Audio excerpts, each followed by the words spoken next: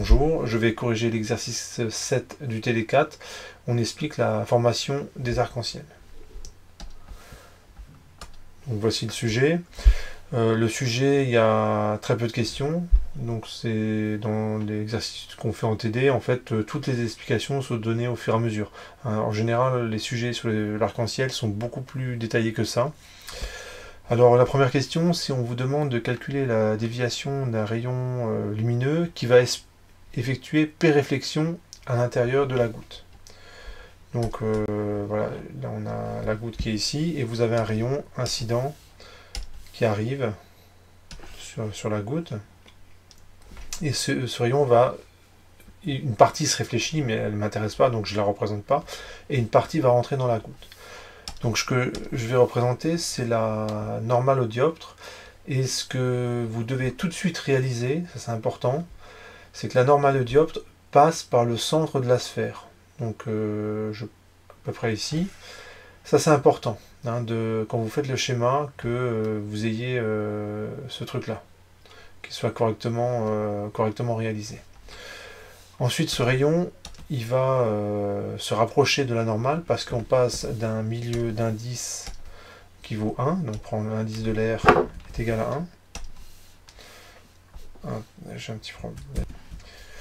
Donc l'indice de l'air, ça vaut 1. Alors c'est 1,000, etc. Et pour ce que nous on est en train d'étudier, 1, ça suffit largement. Et donc ce rayon se rentre dans la goutte d'eau en se rapprochant de la normale. Ensuite, il effectue... Alors, il y a un rayon réfracté que je ne représente pas parce qu'il ne m'intéresse pas. Et alors, je ne l'ai pas précisé, je vais y aller petit à petit. Hein. Donc, dans la question 1, je vais commencer par traiter le cas où il y a une réflexion. Et puis après, je regarderai avec deux réflexions, etc. Alors, on y va petit à petit.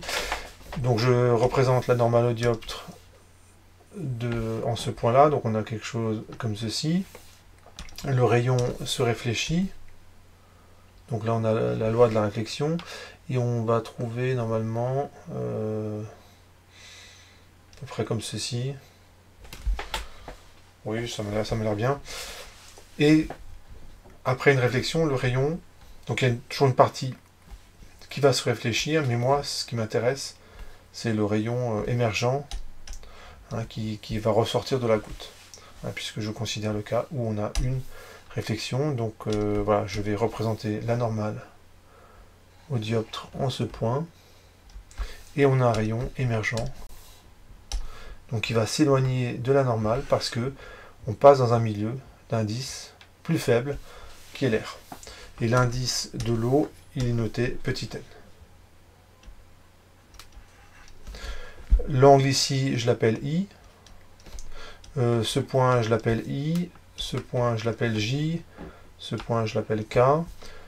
On a des angles droits, hein, au niveau des normales au dioptre, hein, évidemment. Cet angle, je l'appelle petit r. Et alors, a priori, j'ai pas mal d'angles qui vont apparaître. Mais heureusement, ce que je réalise, c'est que comme le triangle OIJ, il est isocèle, l'angle R, je le retrouve ici. Donc tant mieux, parce que ça me fait un angle de moins à nommer. Avec la loi de la réflexion, je sais que cet angle et cet angle, ils sont en valeur absolue identiques. Donc petit r, je le retrouve également ici. Et comme le triangle OKJ, il est lui aussi isocèle, l'angle R, je le retrouve ici.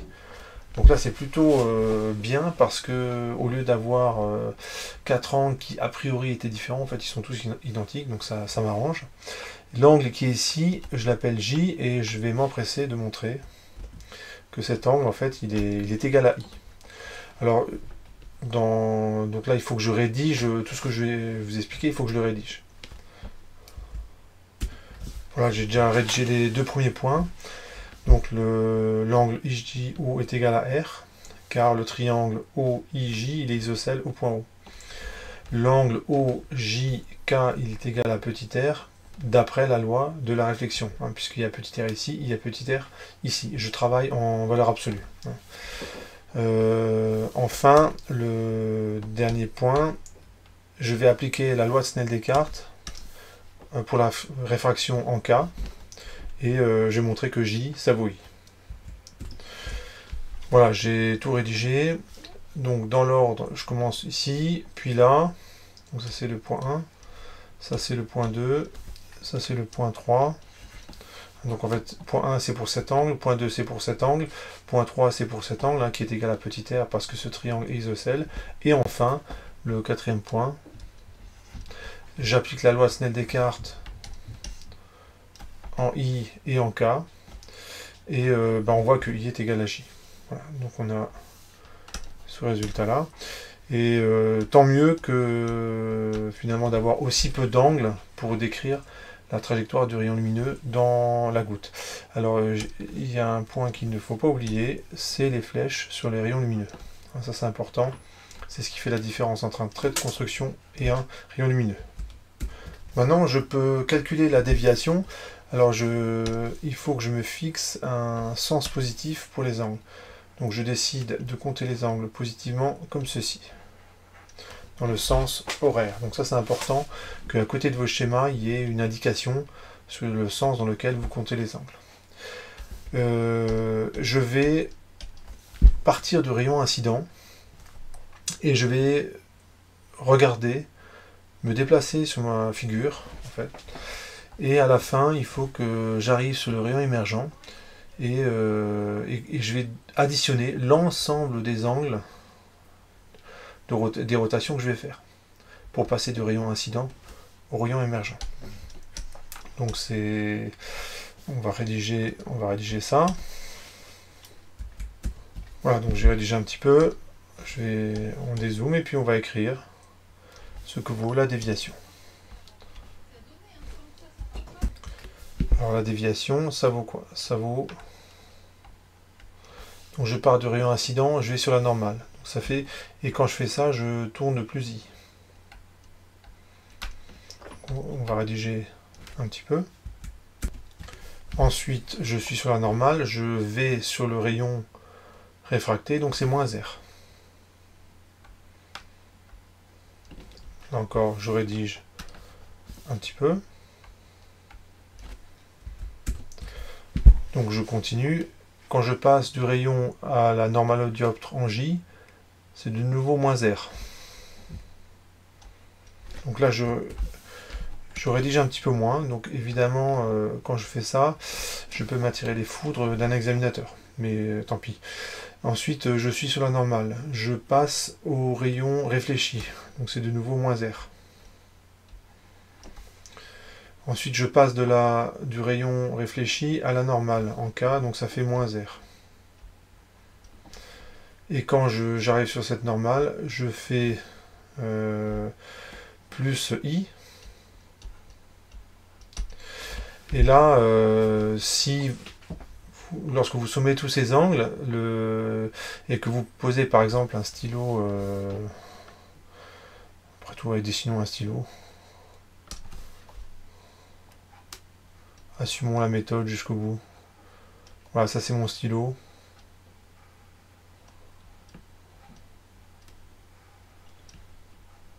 Un stylo, allez, un stylo de couleur rouge. Voilà, celui que j'ai utilisé pour faire le tracé, par exemple. Donc, lorsque je fais plus I, le stylo, il se retrouve sur la normale. La pointe vers le centre de la goutte. Puis après, je fais moins R. Il est toujours dans le sens du rayon lumineux. Ensuite, moins R. Là, mon stylo se trouve en sens inverse du rayon lumineux. Donc si je devais le tracer à cet endroit-là, il serait dessiné comme ceci.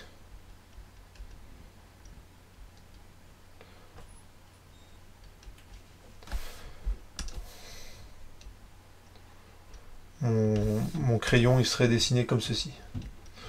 Bon. Donc il est à l'envers.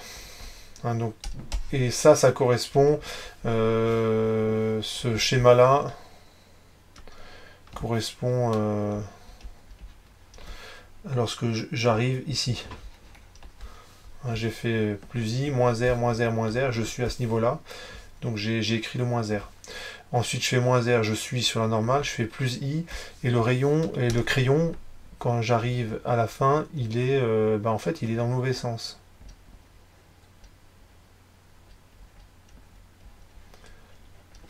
Il est dans le mauvais sens, et donc forcément si je veux qu'il soit dans le bon sens, dans le sens du rayon lumineux, il faut que je fasse plus pi. Donc alors comme je l'ai fait, c'est moins pi, mais moins pi ou plus pi, finalement, ça revient au même, hein, puisque ça correspond à un demi-tour. Hein. Donc quand on fait un demi-tour, en fait, on a deux solutions. Soit on fait demi-tour dans le sens positif, dans le sens horaire, soit on fait demi-tour dans le sens trigo, mais finalement, ça revient au même. Donc mon dessin, en fait, il faudrait que je mette la flèche dans l'autre sens. Il faut le stylo, il faudrait le tourner comme ceci. Donc j'ai l'expression de ma déviation. Hein, D égale 2i moins 4r plus pi. Voilà, donc j'ai cette première conclusion pour une réflexion. Donc je vais rapidement faire le cas avec deux réflexions, et en fait je vais très rapidement généraliser à P réflexion. Donc ça donne le schéma suivant. Voilà, j'ai refait l'ensemble du schéma. Les points I, J, K, L, donc c'est les différents points où on a une réfraction, une réflexion, puis encore une réfraction. Donc en fait, évidemment, à chaque fois que ici, il y a aussi un rayon réfracté que je n'ai pas représenté parce qu'en fait, il ne m'intéresse pas. Hein. Je ne considère que le cas où j'ai deux réflexions. Donc ce que vous devez bien comprendre, c'est que à chaque fois qu'il y a un phénomène de réflexion et de réfraction, le rayon lumineux perd en intensité. Donc évidemment, ce rayon-là qui émerge, il ne reste plus grand-chose finalement en intensité. Parce que en fait, à chaque fois, on a perdu, une partie s'est perdue ici, c'est perdu, est sortie par réfraction, je ne l'ai pas représenté. Là, une partie est sortie de la goutte. Donc quand on arrive sur ce rayon-là, il y a quelques pourcents de l'intensité initiale.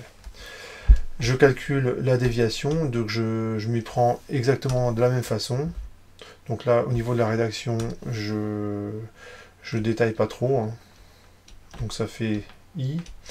Je considère toujours les angles constatés positivement comme ceci, donc ça fait plus I, moins R, moins R, moins R, moins R, moins R, moins R, donc ça fait moins 5R. Et je rajoute plus I. Et je me rends compte que quand je fais cette manipulation avec mon stylo, hein,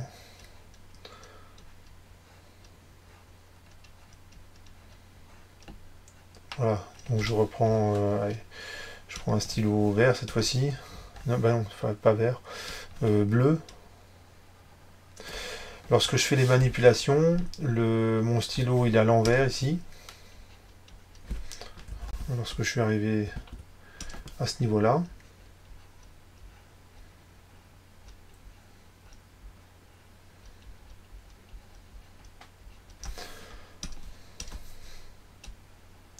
Donc là, il faut imaginer, hein, vous posez le stylo sur la figure, donc ça, je ne peux pas le faire à votre place, malheureusement.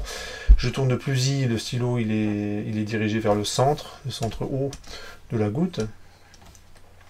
Ensuite, moins R, il est dans le sens du rayon lumineux. Moins R, il est dans le sens inverse du rayon lumineux. Moins R, il est dans le bon sens. Donc on arrive à ceci.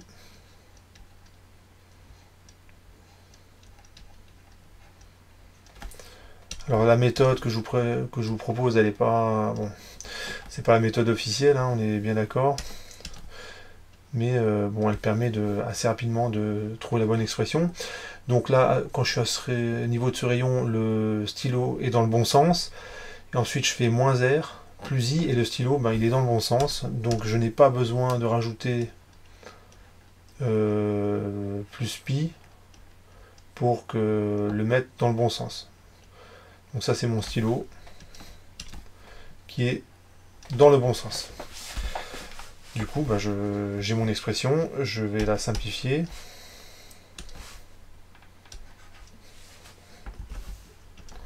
la déviation, c'est 2i à moins 6r. Alors ce que je vais faire, c'est plus 2pi. Ouais, vous savez que les angles sont toujours définis à 2pi près, alors je rajoute plus 2pi. Vous allez comprendre pourquoi dans un instant. Donc on l'encadre, le plus de pi, on peut l'enlever, le rajouter, c'est pas très grave. Là ici je l'ai rajouté exprès, donc vous allez comprendre tout de suite pourquoi. Lorsque je vais avoir 3 réflexions, hein, donc ce que je me rends compte, c'est que j'ai toujours 2i. Lorsque je rajoute une réflexion, en fait, j'enlève plutôt 2r et je rajoute pi à chaque fois. Hein, donc finalement, je peux généraliser mon résultat, hein, pour pi réflexion.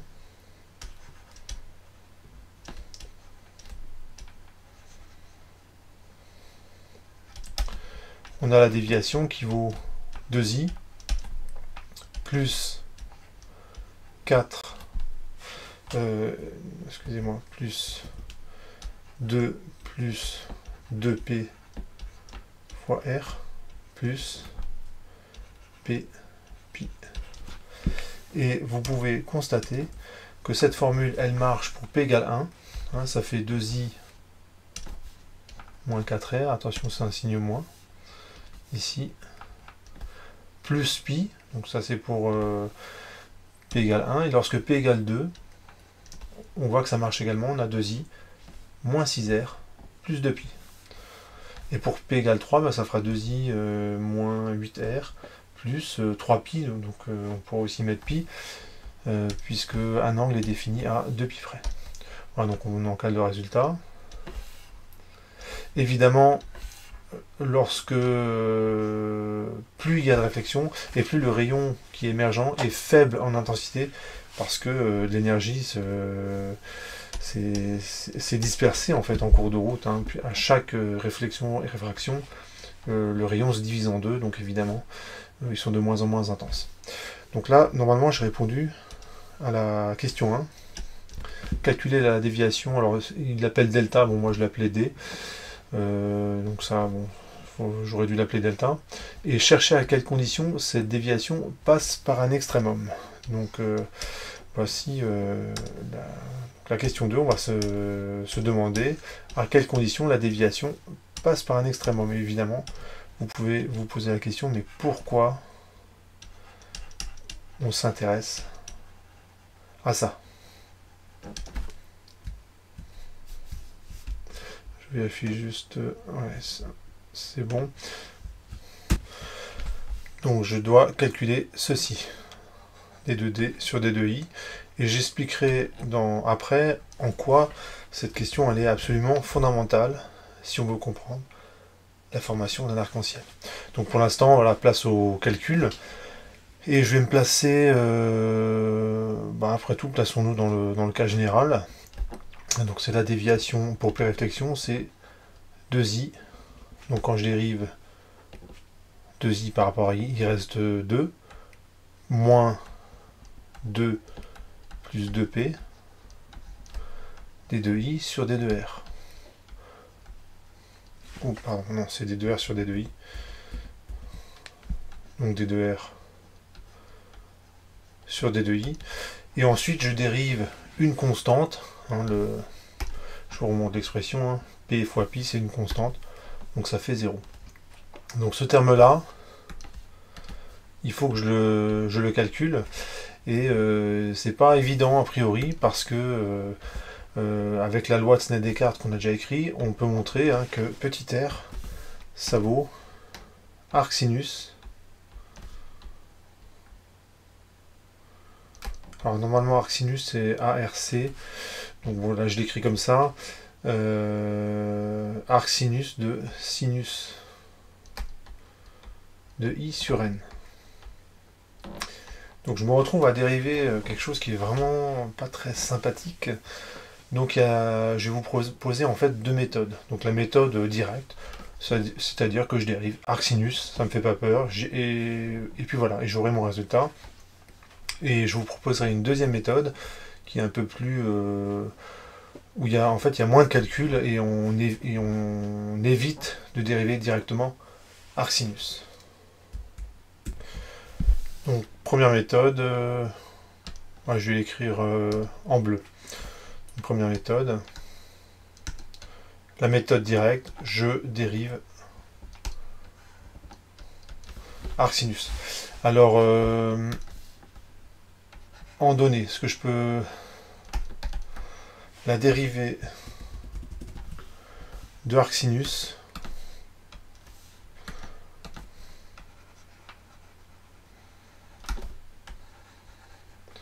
de x, sa dérivée c'est 1 sur racine de 1 moins x carré. Donc ça, là j'en ai absolument besoin. Et je vais calculer la dérivée de ce truc-là. Je vois bien que c'est là qu'est le problème, hein, c'est ce terme-là. Donc d2r sur d2i. Donc c'est les dérivées composées, donc je commence par dériver le arcsinus. Et x, en fait, c'est tout ce qu'il y a là. Donc ça fait 1 sur racine de 1 moins sinus de i sur n au carré.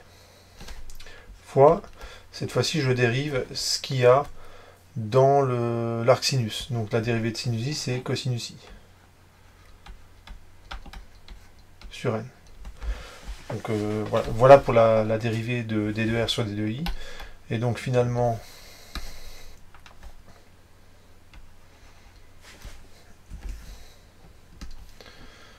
j'en déduis que la dérivée de la déviation par rapport à i, c'est 2 moins 2 plus 2p, fois ce truc là.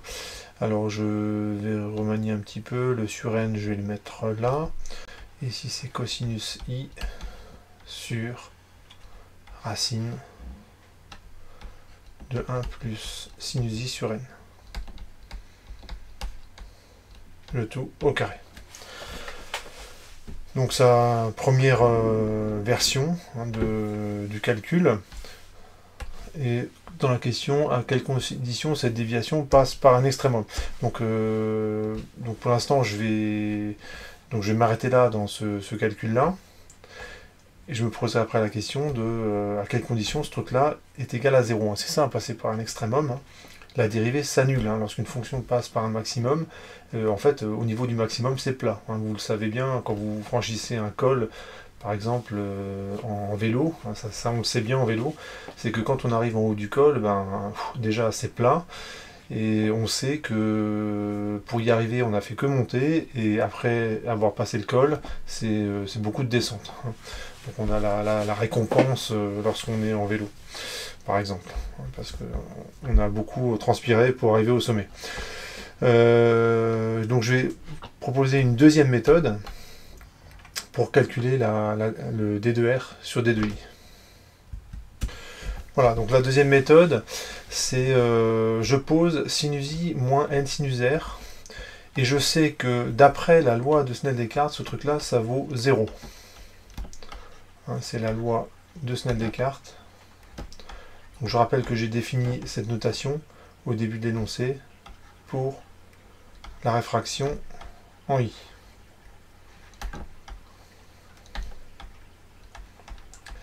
Je vais écrire maintenant la différentielle de ce truc-là. Alors la différentielle, je vous rappelle ce que c'est d2f sur d2i.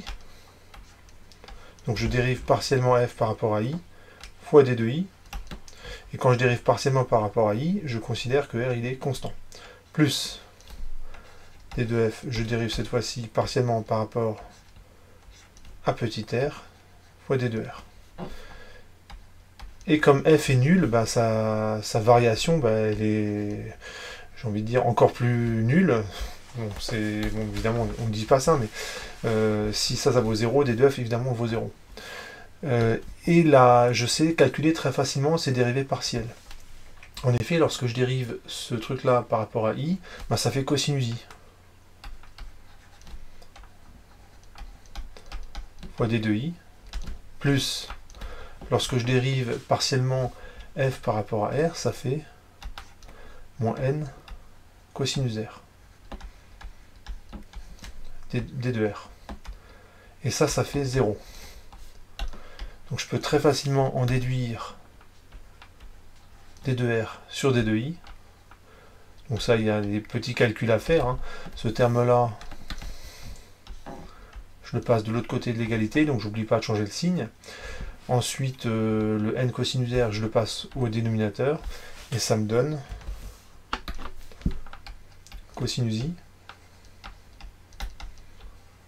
sur n cosinus r.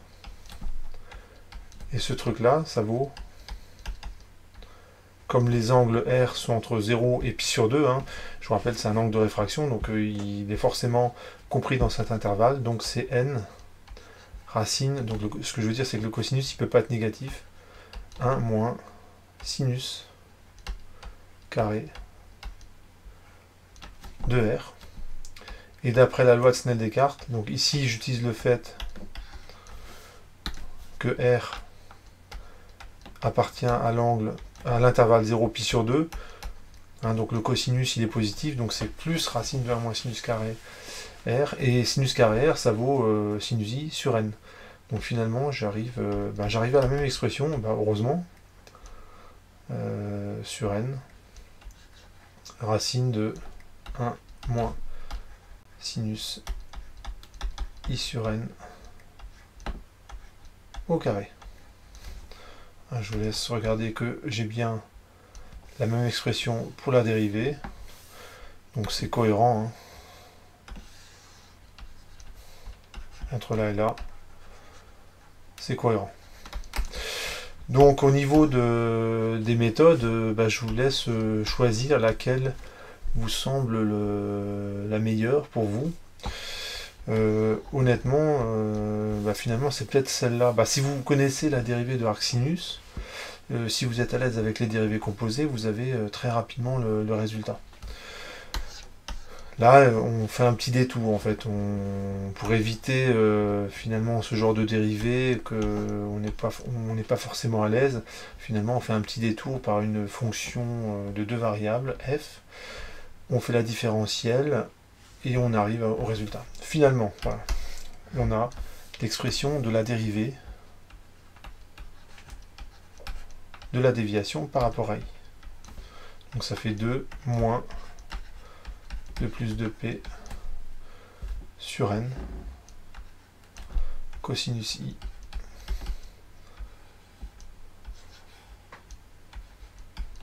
donc ça c'est un résultat intermédiaire. Et la question que je me pose, c'est à quelles conditions ce truc-là, il peut s'annuler, hein. À un extrémum, la dérivée s'annule. Voilà, donc c'est la question que je me pose, à quelles conditions ça fait 0. Donc on va, dans la suite, on va se poser on va détailler cette question. Une nouvelle page.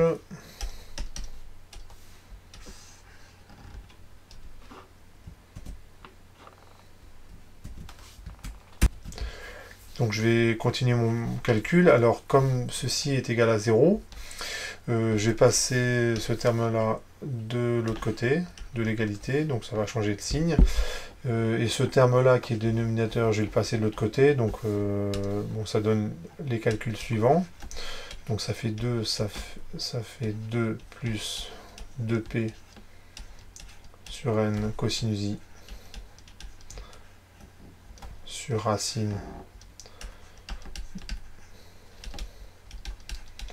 Voilà, donc ça donne ce calcul-là. Les deux, ils se simplifient. Le racine, je peux le passer de l'autre côté. Donc ça me donne ceci. Alors maintenant la racine elle m'embête, donc pour m'en débarrasser ça va être très simple, je mets au carré. Je rappelle que i ça appartient à 0 pi sur 2, hein, c'est un angle d'incidence, donc on se pose pas il n'y a pas de problème de signe. Le cosinus il appartient à l'intervalle 0,1. Enfin Ce que je veux dire, c'est qu'il est positif. Donc, en fait, je pourrais mettre une équivalence. Bon, je déroule les calculs toujours par implication, mais je pourrais mettre une équivalence ici. Donc, ça, lorsque je mets au carré, ça fait ça. 1 moins sinus carré i sur n carré.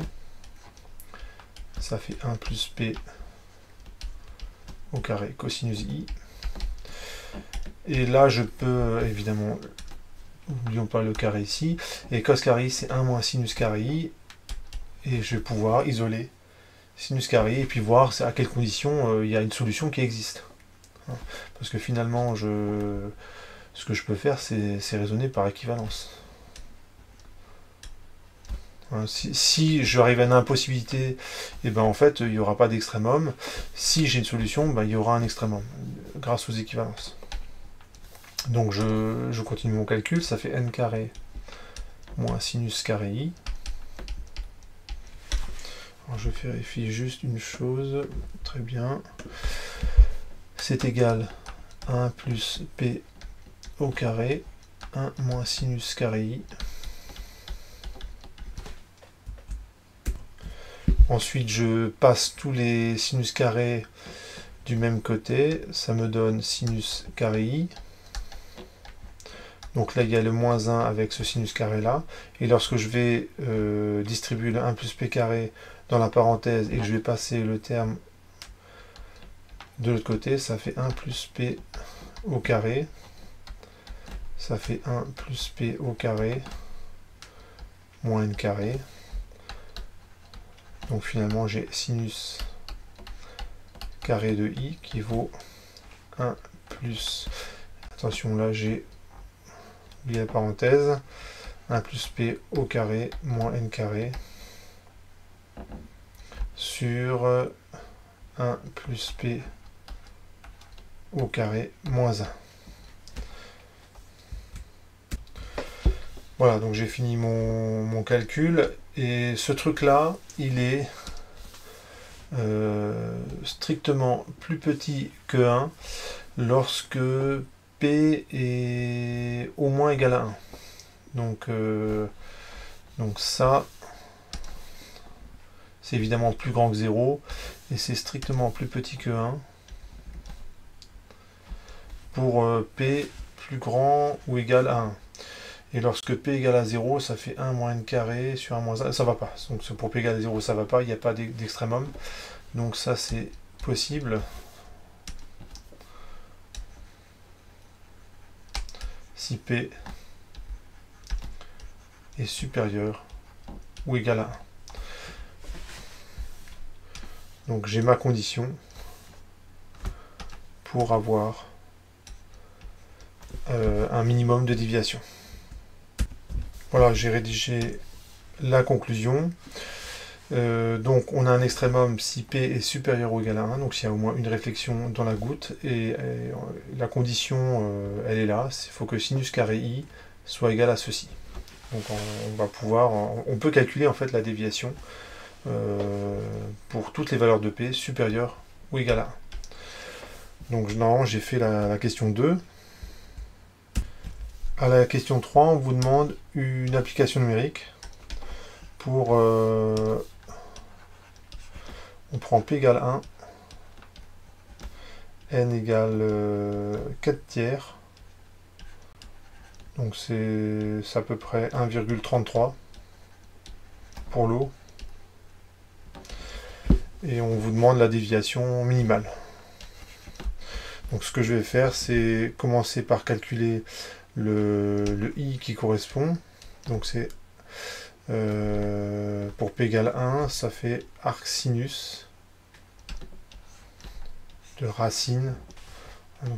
Donc ça fait 4 moins n carré.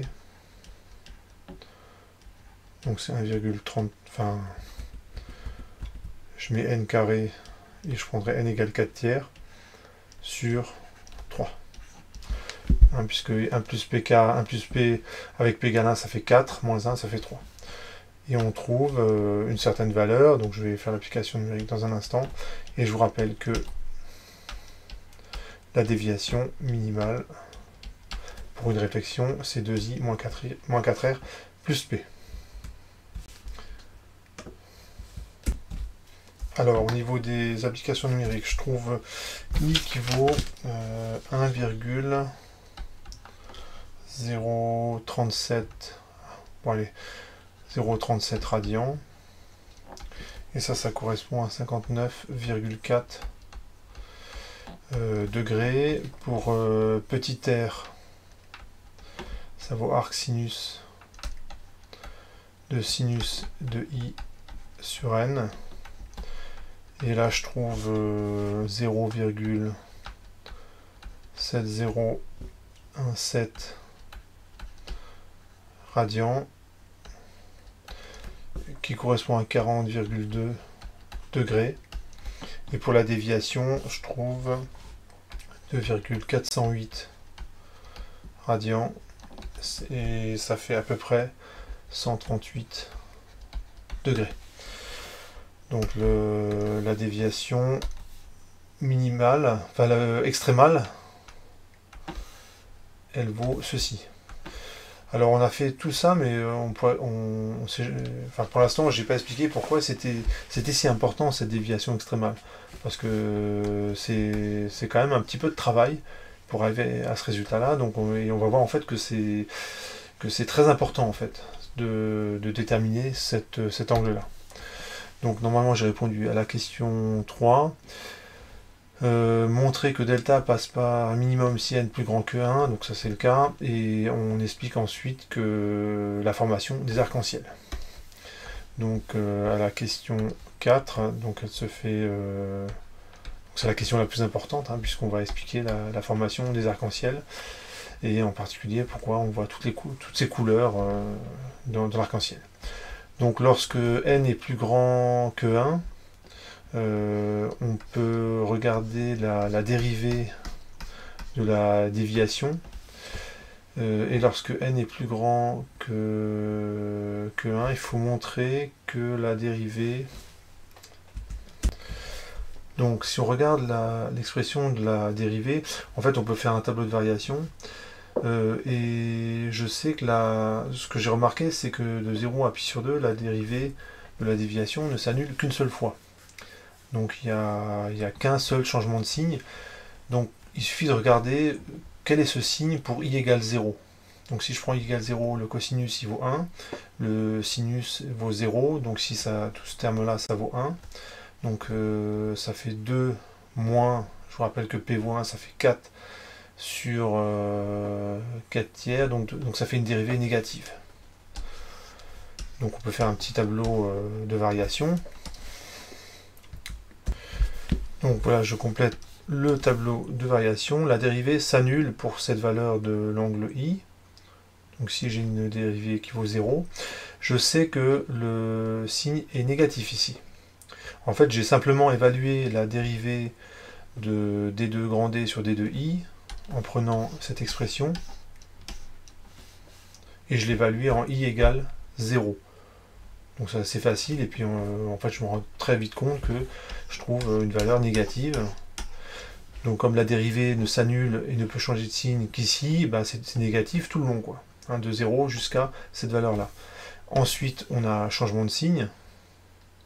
Alors si vous n'êtes pas convaincu, bah, vous prenez i égale pi sur 2. Donc si ça fait 0, donc ça fait une dérivée qui est positive. Voilà. Donc le sens de variation pour grand D, c'est pas compliqué. Ça va donner quelque chose comme ceci. Là, ça décroît. On a un extrémum, et puis ensuite, ça réaugmente jusqu'à pi sur 2. Donc la déviation, si on devait la tracer, elle aurait cette allure-là.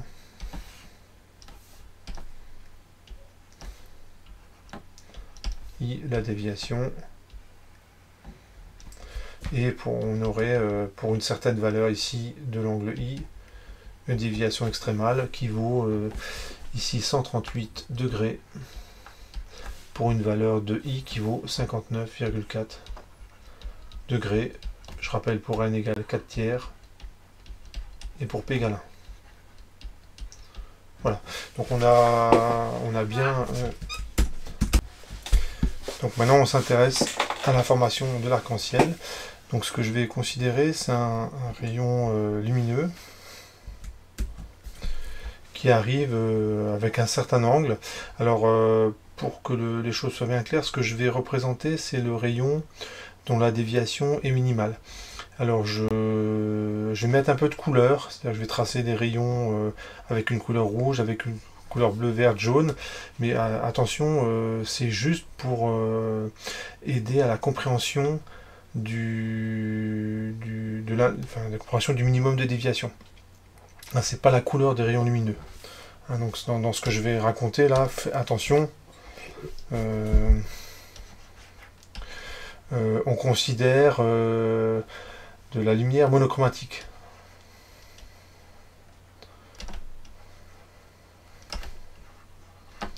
De la lumière monochromatique. Alors ce que je vais commencer par tracer, c'est le rayon qui correspond au minimum de déviation. Donc admettons, c'est celui-là. Alors je ne vais pas représenter les rayons dans la goutte. Je vais utiliser en fait les résultats que j'ai obtenus précédemment. Et je compte comme je reprends la même convention, les angles sont comptés positivement dans le sens horaire. Donc ce rayon là, donc il fait tout un trajet dans la goutte, il sort à peu près comme ceci.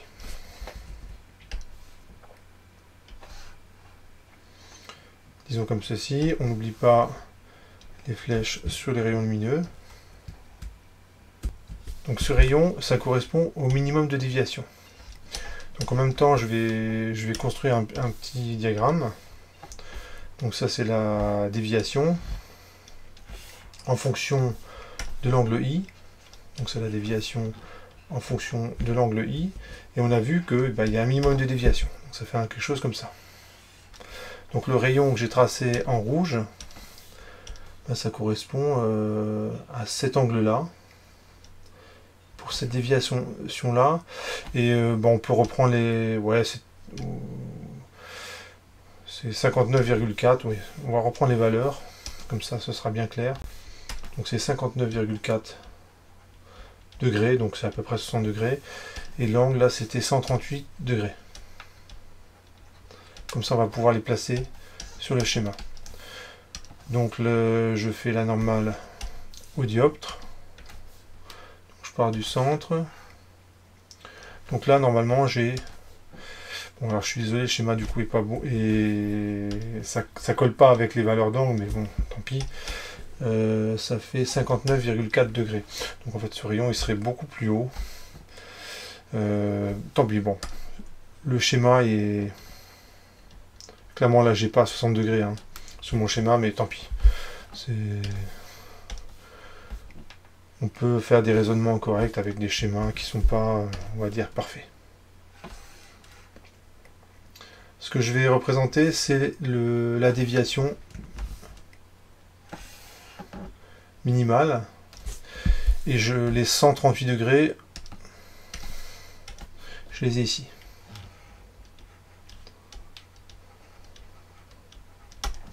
Voilà. Et ça c'est pour donc le rayon que j'ai tracé en rouge. Donc c'est pas un rayon de couleur rouge, comme je le répète, mais c'est voilà, on va dire que c'est sur le rayon qui correspond à la déviation minimale. Je vais prendre un rayon, là je le dessine en bleu, et je vais prendre le rayon qui passe un petit peu au-dessus. Voilà. Donc ce rayon là.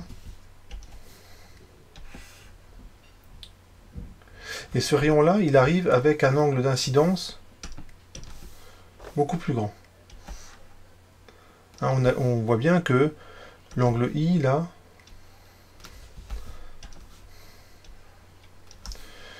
je vais l'appeler, on va dire que ça c'est I1, I minimal, allez. On va fixer des notations, ça c'est pour le... correspond à la déviation minimale, et ça va l'appeler, je vais l'appeler I1.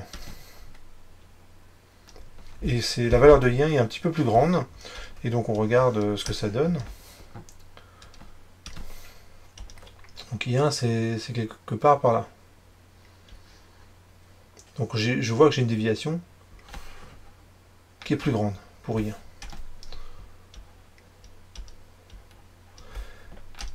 Donc je reviens à mon dessin. Donc ce rayon, quand il sort, il va ressortir avec un angle qui est une déviation qui est plus importante. Donc il va ressortir comme ceci. Alors je ne sais pas si c'est exactement à cet endroit-là qu'il va sortir de la goutte, mais bon, allez, admettons, hein, peu importe le trajet dans la goutte, hein, c'est pas très grave.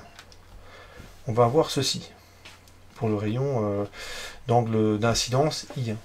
Je peux aussi prendre un rayon, cette fois-ci, qui arrive ici. Et qui a un angle d'incidence qui est beaucoup plus petit. En effet, là, ça c'est la normale au dioptre. Et cet angle-là, je l'appelle I2.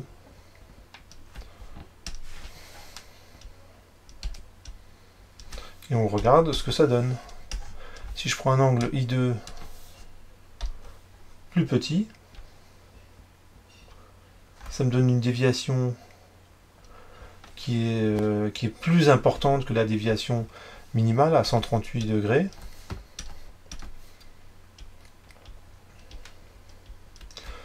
Donc le rayon, quand il sort, il va, alors je ne sais pas à quel endroit il va sortir, ouais, disons, allez, je le fais sortir là, mais et là aussi c'est pas très grave, hein, l'endroit d'où il sort de la goutte. On va avoir ceci pour ce rayon que j'ai tracé en jaune. Je répète que tous ces rayons ont la même longueur d'onde, c'est juste pour les différencier que j'ai pris des couleurs différentes. Donc ce que je remarque, c'est que je n'ai pas de rayon lumineux en dessous de la déviation minimale. Hein, dans la zone là que je vais... dans cette zone là, il n'y a pas de rayon lumineux.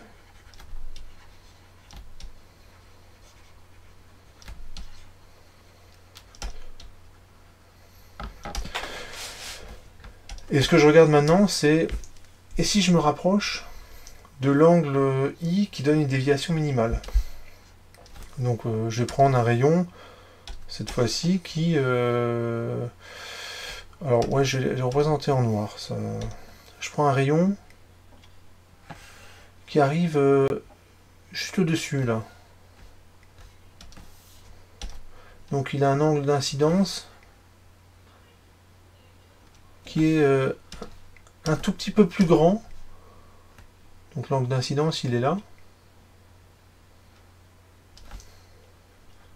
Il est un tout petit peu plus grand que IM.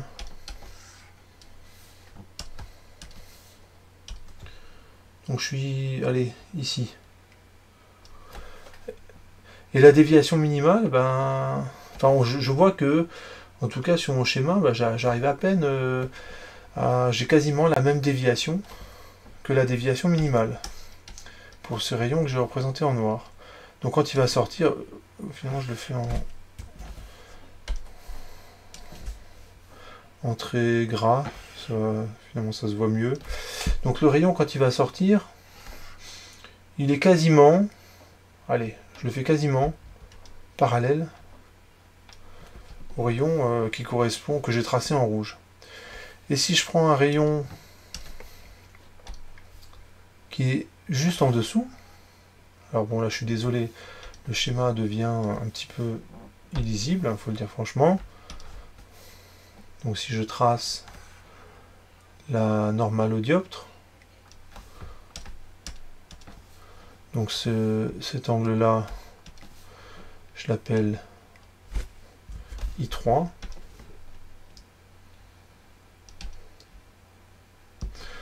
Et cet angle là, je l'appelle I4.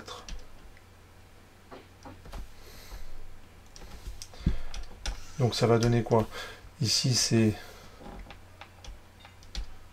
I3. Ça on avait dit que c'était I2.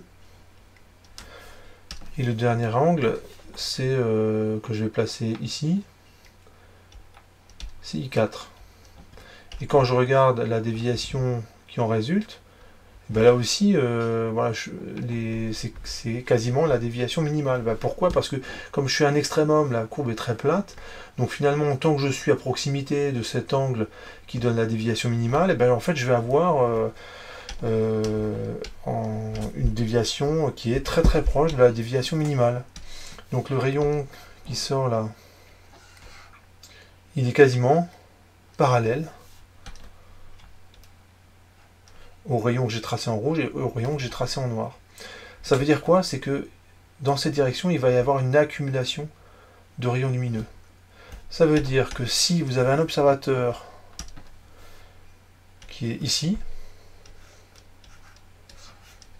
eh ben, il va voir quelque chose. S'il met son œil un petit peu plus haut, il y aura un tout petit peu de lumière qui va lui arriver, mais pas suffisamment pour que ce soit vraiment visible, c'est-à-dire qu'on voit vraiment quelque chose. Hein, ça va augmenter un peu la luminosité, mais tout ce qui est en arrière-plan de la goutte, en fait, si c'est trop lumineux, ça se verra pas trop en fait. Par contre, dans cette direction-là, il y a vraiment une accumulation importante de rayons lumineux, et là on va voir quelque chose.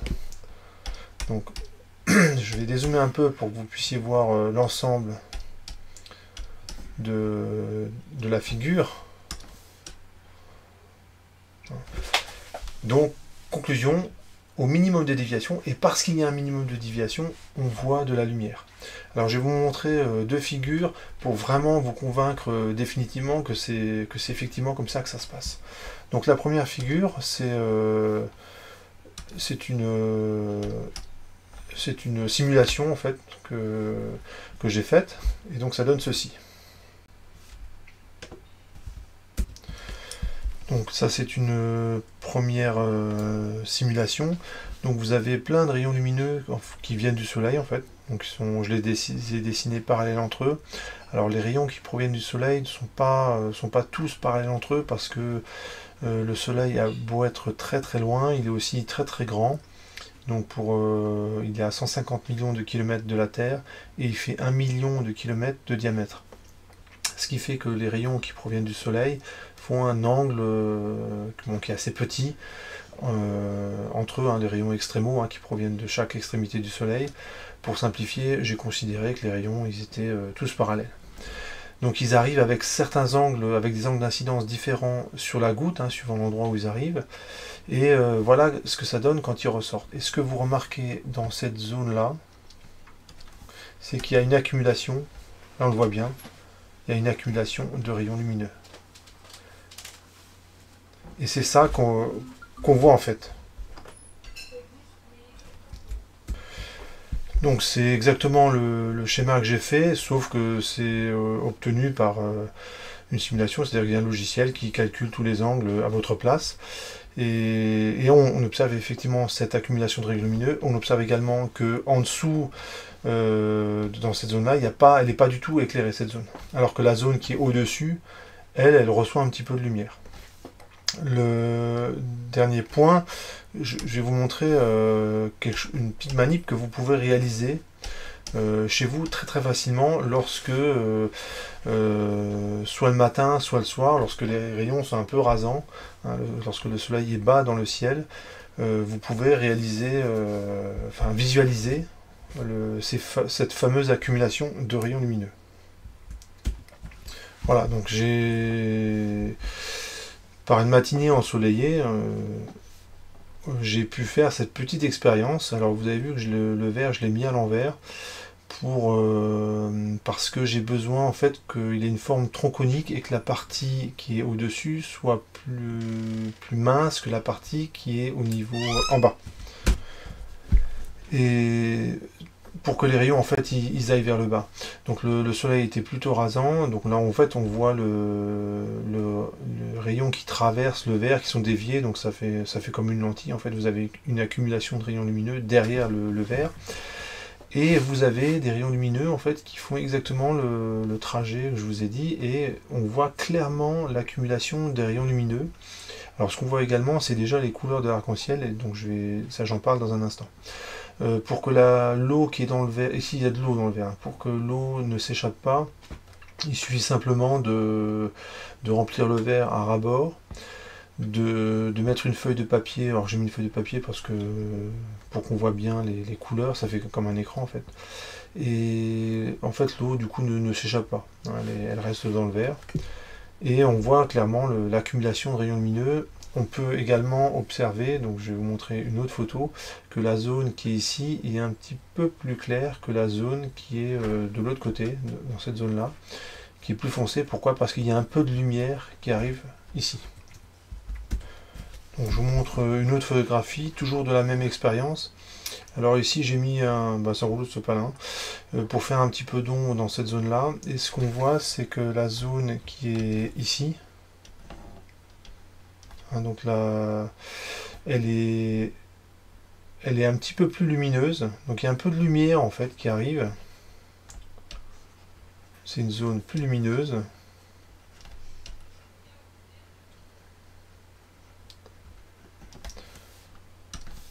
Que celle-là.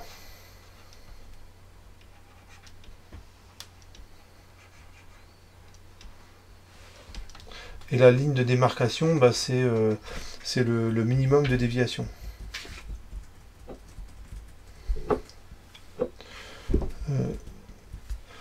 La ligne de démarcation, en fait, c'est le minimum de déviation qui se trouve ici.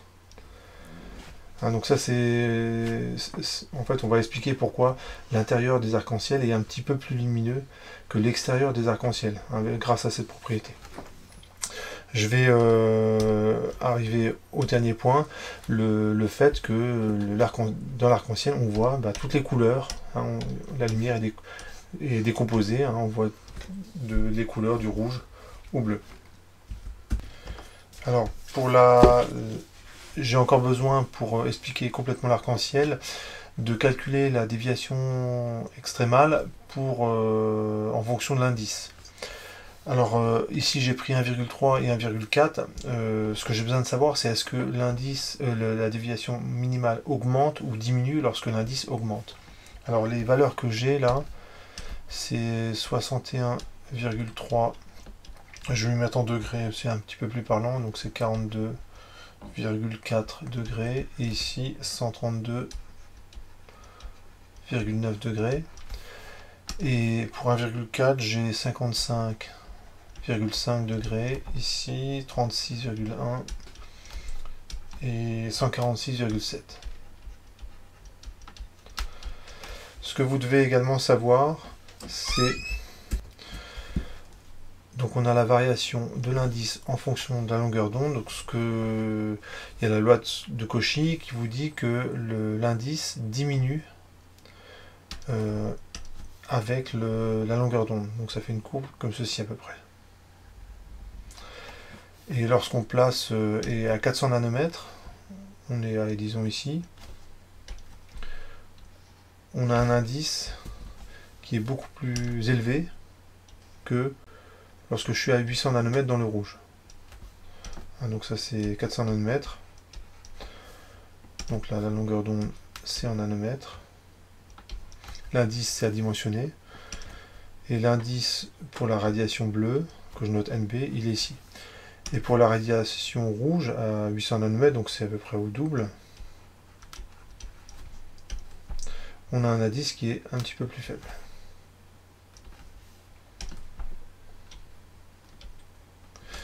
Ce qui fait que, alors vous comprenez pourquoi j'ai écrit en rouge ici et en bleu ici. En fait, quand je suis à des indices plus faibles, je suis plutôt du côté rouge.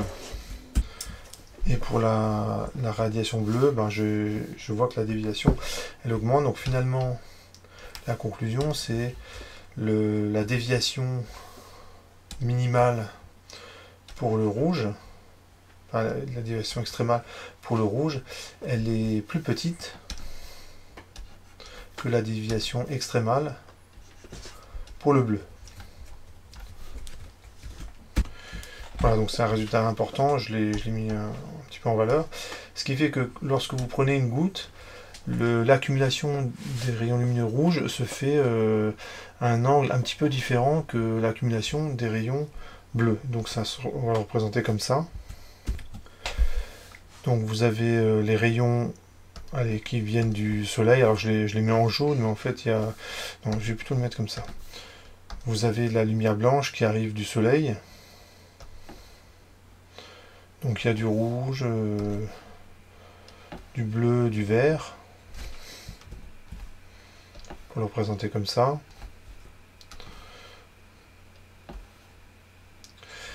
Et vous avez des tas de rayons rouges qui rentrent dans la goutte, des tas de rayons verts qui sont pareils entre eux qui rentrent dans la goutte, pareil pour les rayons bleus. Et les accumulations de rayons lumineux se font avec pour le rouge avec une déviation qui est plus faible que pour le bleu. Ça veut dire que vous avez l'accumulation des rayons lumineux rouges qui va se faire dans une direction, disons comme ceci, alors que l'accumulation des rayons bleus va se faire pour une déviation minimale qui est un peu plus grande. Donc on va mettre des flèches sur les rayons. Et bon, là, c'est comme c'est la lumière qui vient du soleil, je la mets en jaune. Et l'angle, si on veut visualiser l'angle de déviation minimale, on fait ceci.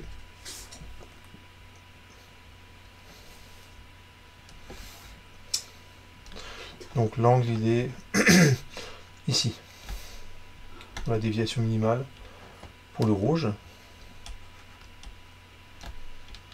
Donc cette fois-ci, la couleur des rayons, c'est leur vraie couleur. Hein. Et pour le bleu, si on fait le même schéma,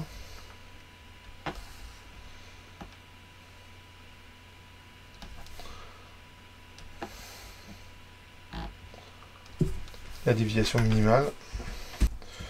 Voilà, donc on a ceci, une accumulation de rayons lumineux bleus comme ceci, qui est un petit peu plus... avec une déviation plus grande que pour le rouge. Je peux vous remontrer cette image-là, on le voit bien ici. Le rouge, il est... Donc la lumière, vous voyez d'où elle vient de la droite. Hein. En fait, c'est opposé à l'accumulation de lumière derrière le vert. Et on voit bien que l'accumulation de rayons lumineux rouges se fait avec une déviation plus petite que pour le jaune qu'on voit bien, je trouve, et le bleu qu'on devine un petit peu. Hein, on a une légère irisation bleue. Donc maintenant on a tous les ingrédients qu'il faut pour comprendre la formation de l'arc-en-ciel. Alors là, l'erreur qui arrive souvent, puisque on ne va pas vous manquer de vous poser la question, alors la couleur bleue, elle est à l'extérieur de l'arc-en-ciel ou à l'intérieur de l'arc-en-ciel. Et quand on fait ce schéma-là et qu'on ne réfléchit pas, on va répondre que comme le bleu il est au-dessus du rouge, si on ne réfléchit pas, on va dire que l'arc-en-ciel, en fait, il ressemble, on va dire, ça c'est le sol. Voilà ce qu'on répond si on ne réfléchit pas. Le bleu est à l'extérieur et le rouge à l'intérieur. Bon ça c'est évidemment... complètement faux. Hein, surtout, ne faites pas ça. Hein. Ne vous dites pas, le bleu est au-dessus du rouge, donc on a cette répartition des couleurs de l'arc-en-ciel. Donc, on peut maintenant expliquer la formation des arcs-en-ciel en détail, hein, sans... Alors, vous avez ici le soleil, qui a 150 millions de kilomètres de la Terre, hein, donc la planète bleue, on va dire que... Donc là, c'est la Terre. Et vous êtes quelque part sur Terre, et vous connaissez les conditions habituelles de formation des arcs-en-ciel. C'est vous avez des nuages, et... ouais. Voilà. Des nuages et il pleut. Voilà. Ça veut dire que vous avez les deux à la fois. Il fait beau et vous avez des gouttes dans l'atmosphère. Je vous fais remarquer qu'on peut aussi faire un arc-en-ciel avec un tuyau d'arrosage. Si vous arrosez par exemple en été le jardin et que vous faites un jet non pas directif, mais vous pulvérisez l'eau, ça forme plein de gouttelettes, vous pouvez former comme ça un arc-en-ciel. Vous pouvez voir un arc-en-ciel dans les gouttes d'eau qui sont à 1 mètre de vous. Alors, je vais considérer l'axe Soleil-Terre, enfin Soleil-Observateur, donc Soleil-Terre si vous préférez. Alors, je vais maintenant zoomer sur cette partie-là, et l'axe Soleil-Terre, donc je vais également le représenter. Donc ça va donner quoi au niveau du sol, hein. Donc vous avez ici le sol. Donc vous êtes l'observateur en train de regarder dos au soleil, ça c'est important. Hein, les rayons de la direction, l'axe soleil-terre, il est comme ceci. D'accord. Ça veut dire que les rayons qui viennent du soleil, ils sont, en négligeant la taille du soleil, ils ne sont pas tout à fait parallèles. Je vous ai déjà expliqué, le soleil est très très loin, mais il est aussi très très grand, ce qui fait qu'il y a une petite répartition angulaire des rayons qui proviennent du soleil. Mais disons qu'ils sont, pour simplifier, qu'ils sont tous parallèles. Donc vous avez plein de rayons comme ça, qui arrivent vers vous, et qui sont tous comme ceci. On met les flèches. Alors je le représente en jaune, hein, donc il faut imaginer que c'est en fait c'est de la lumière blanche. Il y a toutes les couleurs, hein, du rouge jusqu'au bleu. Et vous avez plein de gouttes de pluie.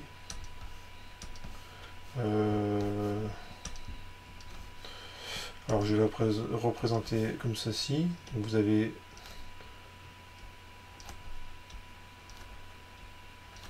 voilà, comme ceci, comme ceci. Bon, alors là je suis désolé, c'est des gouttes d'eau qui se rangent bien comme il faut. Bon, évidemment, dans un nuage, il y en a un petit peu partout, mais bon, pour le schéma, ça va m'aider un petit peu.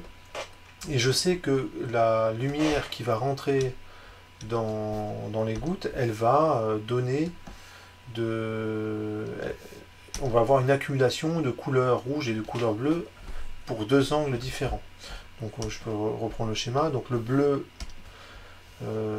si je prends la goutte qui est au-dessus, la radiation bleue, elle va donner un maximum qui va être disons, dans cette direction-là. Et l'angle qu'il y a entre les rayons qui proviennent du soleil et l'accumulation de rayons bleus qui ressort, et ben c'est la déviation minimale pour le bleu. Voilà, je le représente en bleu.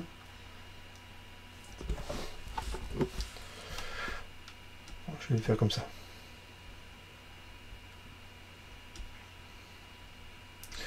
Mais vous avez la même chose pour le rouge, mais pour une déviation qui est un petit peu plus faible. Donc pour la même goutte d'eau, elle va donner une accumulation de rayons lumineux comme ceci. On n'oublie pas les flèches sur les rayons lumineux. Et dans ce cas, la déviation minimale pour le rouge, qui est plus petite, elle va être là.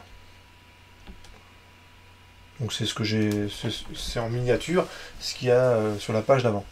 Et bien vous imaginez, je fais ça pour toutes les gouttes. Voilà, donc j'ai complété tous les rayons. Donc, les gouttes, elles ont toutes le même comportement. Et vous remarquez aussi que ce comportement, il est indépendant du diamètre de la goutte. Alors ça, c'est jusqu'à un certain point. Hein. On est dans l'approximation de l'optique géométrique. Donc il y a quand même un moment donné où il faut tenir compte de la goutte lorsque ses dimensions sont vraiment trop petites. Mais bon, négligeons cet aspect-là. Et ce que vous remarquez, c'est que, par exemple, le rayon, je prends celui-là, ben ce rayon-là, si je le prolonge, c'est un rayon bleu, si je le prolonge, il ne rentre pas dans l'œil de l'observateur. Alors peut-être qu'il y a un autre observateur un petit peu plus loin, alors lui, il verra ce rayon, mais lui, il ne le voit pas. En revanche, ce rayon-là, donc là, je vais tricher un petit peu, je vais tricher un petit peu, je suis désolé. Je vais dessiner en fait l'observateur là où ça m'arrange.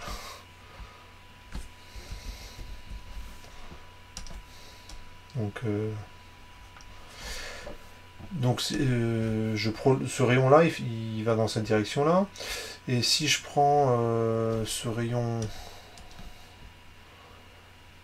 là, le rouge, si je le prolonge,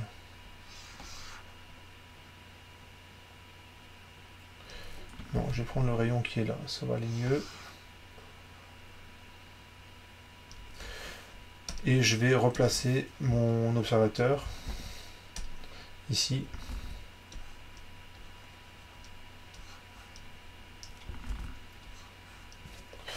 Et ce que voit cet observateur, c'est que il y a une accumulation de rayons lumineux rouges, donc il voit du rouge dans cette direction, et il voit du bleu dans cette direction. Et là, ce que je vous ai représenté, c'est une coupe de ce qui se passe. Donc il faut imaginer une goutte d'eau qui serait en dehors du plan de votre écran. Et si je prends une goutte d'eau qui est à égale distance de l'axe Terre-Soleil, là, par rapport à l'observateur, donc en fait cet axe, il faudrait le déplacer au niveau de l'observateur. Donc en fait il est mal placé, l'axe.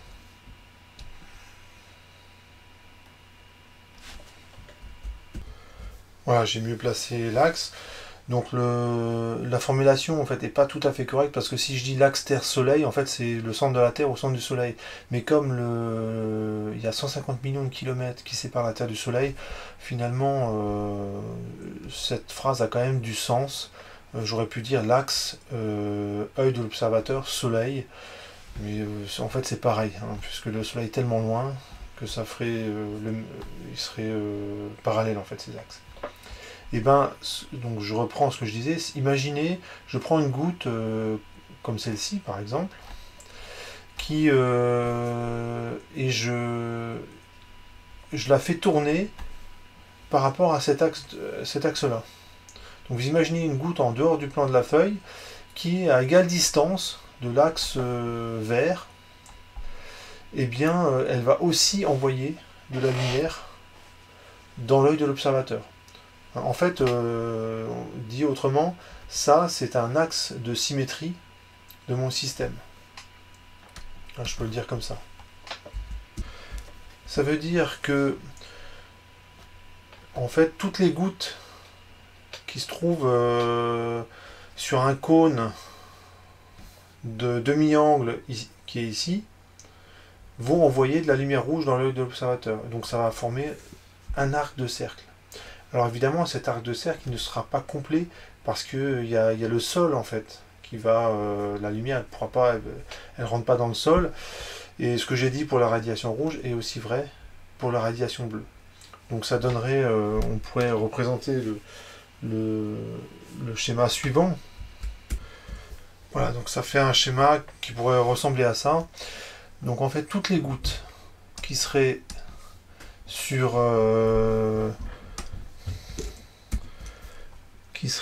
ce cône-là, donc par exemple une goutte qui serait ici, une goutte qui serait là, même une goutte qui serait à 1 mètre de vous, une goutte voilà, qui serait sur le cône, ces gouttes-là enverraient de la lumière bleue vers cet observateur.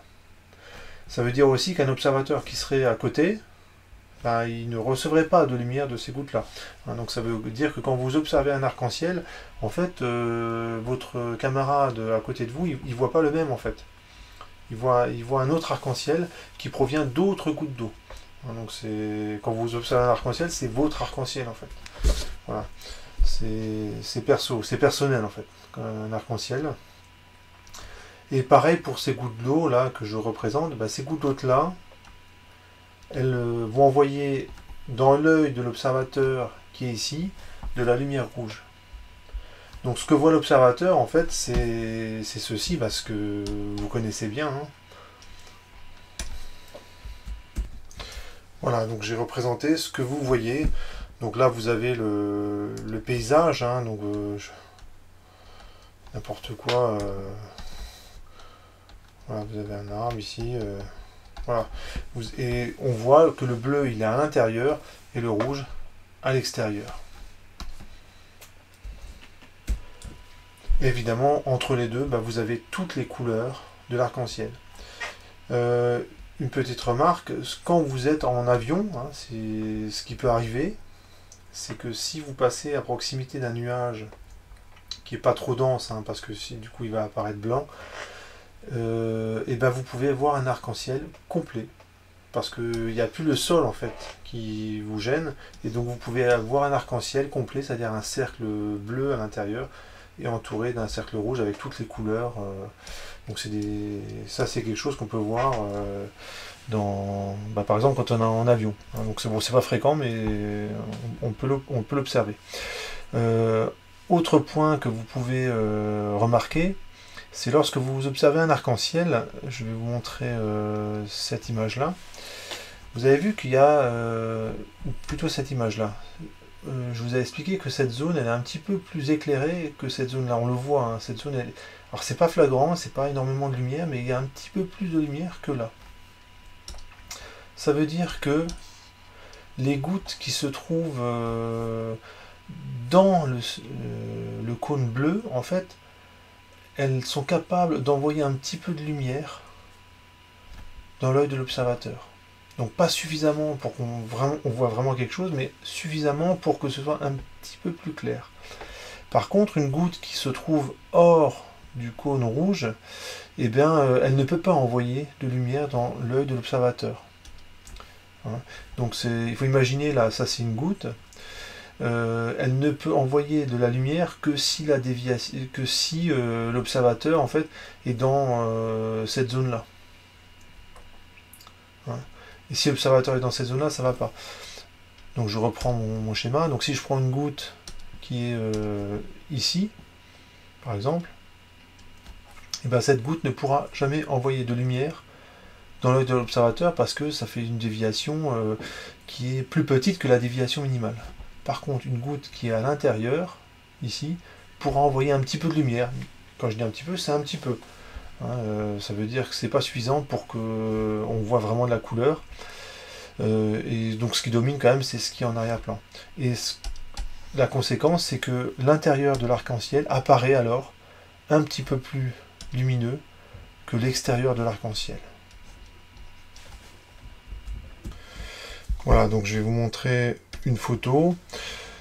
Et là, on voit clairement que l'intérieur de l'arc-en-ciel est plus lumineux que l'extérieur. On voit également un second arc-en-ciel, donc là je vais en parler rapidement. En fait, ce second arc-en-ciel qui est beaucoup moins lumineux, donc on ne le voit pas toujours, il est dû au rayon qui subit deux réflexions dans la goutte. Ce qu'on voit également, mais alors ça par contre j'en parlerai pas dans cette vidéo, on appelle ça des arcs surnuméraires. En fait, vous avez un phénomène d'interférence qui arrive dans des conditions assez exceptionnelles où la taille des gouttes est à peu près la même dans l'ensemble de cette répartition de gouttes, hein, qui est suffisamment peu dense pour que ça fasse pas un nuage blanc et suffisamment dense pour que ça fasse un arc-en-ciel.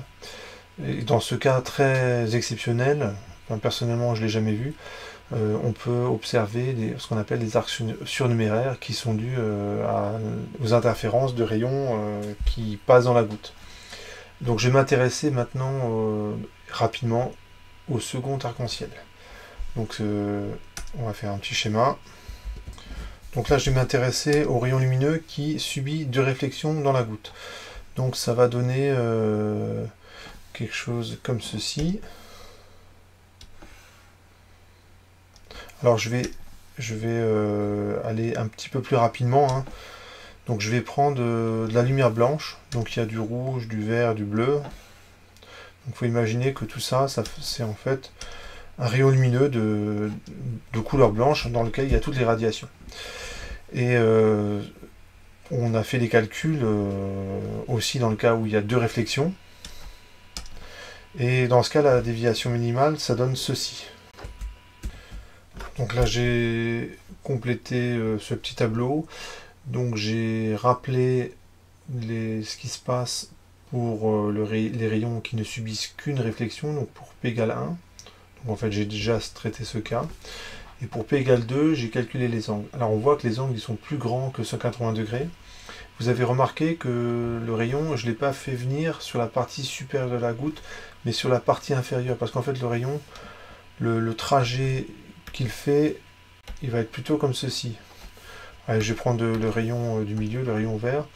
On va avoir quelque chose comme ceci.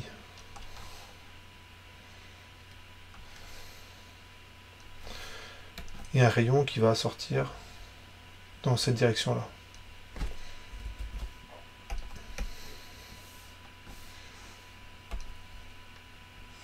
Comme ceci. Donc on met les flèches sur les rayons. Et la déviation minimale est à peu près de 230 degrés. Et où est-ce qu'on va trouver cet angle?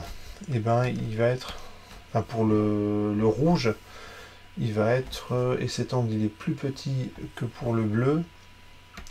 Donc le rayon rouge il va ressortir plutôt comme ceci.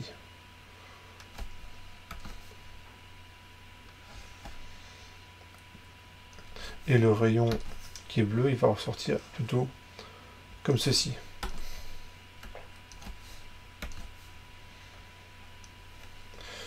Et la déviation pour le rouge, la déviation minimale, on va la trouver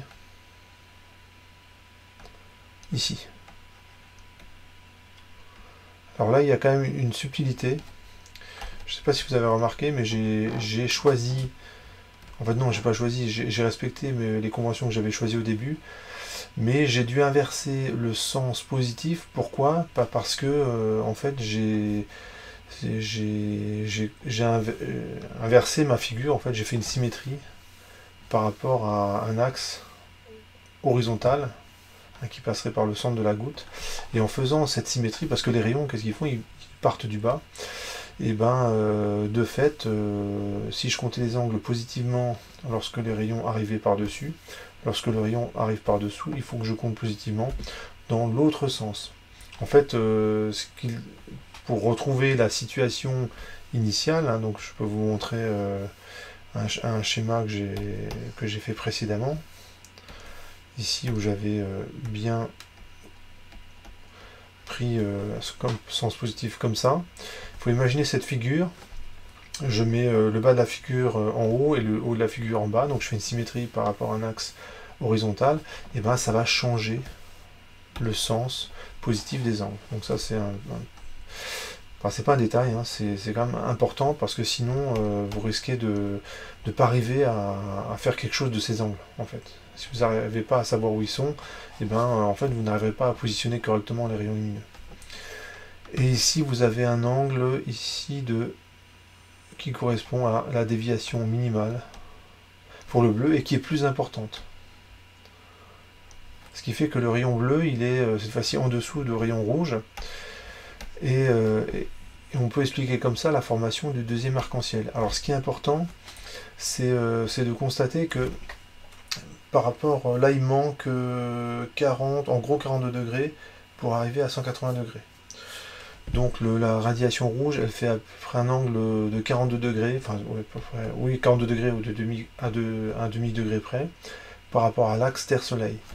Ici, je suis à 50 degrés de 180 degrés, ce qui fait que la radiation rouge, ici, elle est plus haute, hein, elle forme un angle de 50 degrés par rapport à l'axe Terre-Soleil. Donc c'est pour ça que cette radiation rouge, je vais la voir au-dessus du premier arc-en-ciel qui est le plus lumineux. Bien sûr, je l'avais déjà dit au début de la résolution, ce rayon-là, il est beaucoup moins lumineux. Pourquoi? Parce qu'il y a quand même eu une réflexion, une réfraction, ensuite une réflexion, une réfraction, une réflexion, une réfraction, et enfin le rayon est sorti, et sachant qu'une partie s'est aussi réfléchie. Donc le rayon qui sort ici est beaucoup moins intense, à une intensité beaucoup plus faible que le rayon qui correspond au premier arc-en-ciel, ce que j'ai fait précédemment. Donc finalement ça me donne le schéma suivant. Voilà, j'ai complété le schéma.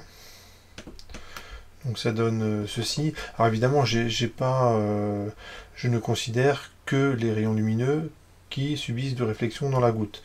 Hein, en même temps qu'il y ait des rayons qui subissent de réflexion, il y a aussi des rayons qui subissaient qu'une réflexion. Je ne superpose pas les deux schémas, hein, parce que sinon ça devient complètement illisible. Et donc ce que voit l'observateur, c'est par exemple ce rayon-là. Le rayon qui est ici, lui, il va rentrer dans l'œil, bon, à peu près dans l'œil de l'observateur. Et le rayon rouge qui est ici, il va aussi rentrer dans l'œil de l'observateur. Ce qui fait que cette fois-ci, on voit le rouge à l'intérieur du deuxième arc-en-ciel et le bleu à l'extérieur. Donc ce que voit l'observateur, si on tient compte du deuxième arc-en-ciel, ici vous avez le sol, donc voilà des maisons, je vais dessiner un sapin, hop, voilà. Donc il y a le premier arc-en-ciel qui est très lumineux, avec, sauf erreur, le bleu à l'intérieur, le rouge à l'extérieur. Donc ça c'est le premier arc-en-ciel le plus lumineux. Voilà, j'ai représenté ce que voit un observateur. Donc il voit donc un premier arc-en-ciel qui est très lumineux. Alors il paraît qu'il y a toujours un trésor au pied d'un arc-en-ciel. Et si vous avez de la chance, donc des conditions d'observation qui sont vraiment bonnes, vous pouvez observer un deuxième arc-en-ciel et les couleurs sont inversées en fait par rapport au premier. Cette fois-ci le rouge il est à l'intérieur et le bleu à l'extérieur. Et donc a priori en fait il y en a aussi un troisième, etc. Bon, évidemment déjà le deuxième on le voit pas tout le temps, donc évidemment le troisième c'est assez improbable de le voir. Mais deux arcs-en-ciel c'est pas, voilà, c'est quand même quelque chose qui est assez courant.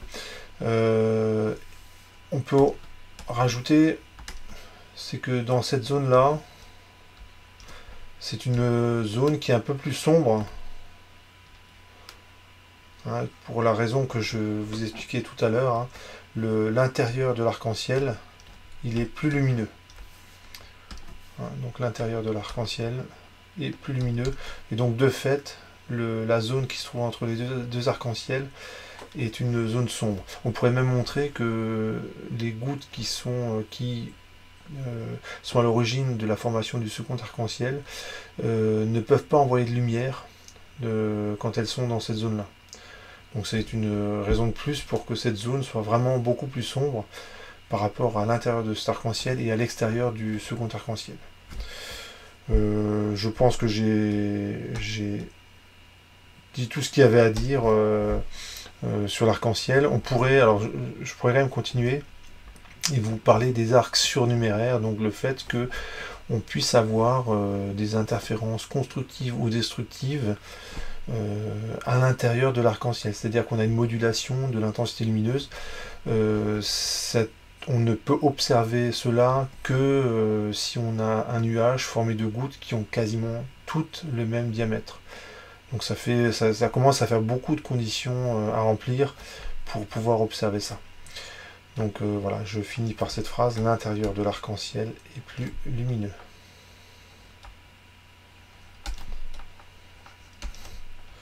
Et je vais m'arrêter là pour cette vidéo, et je vous souhaite à bientôt pour d'autres vidéos.